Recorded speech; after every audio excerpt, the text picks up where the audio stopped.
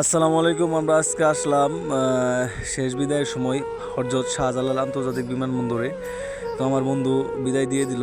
রুবেল খুব কান্না করলো আমার জন্য, আমি তার জন্য দোয়া করি।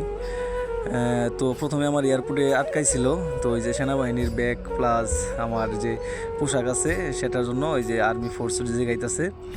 তো যাই হোক, আমি বললাম যে এটা ব্যাগ আমার মামার, আর এটা হচ্ছে আমার খালাতো ভাইয়ের, সবাই আমার ডিফেন্সে চাকরি করে।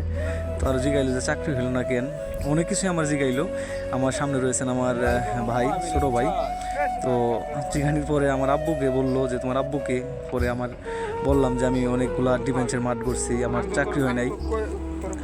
তো অনেক কথাবার্তা বলছি, বলার পরে পুলিশ ফোর্স ভাইটা আসলে অত্যন্ত খুশি হয়েছে, আর আমার জন্য দোয়া জানাইছে যে ভাই অসংখ্য ধন্যবাদ তোমাকে ভাই, চেষ্টা করছো।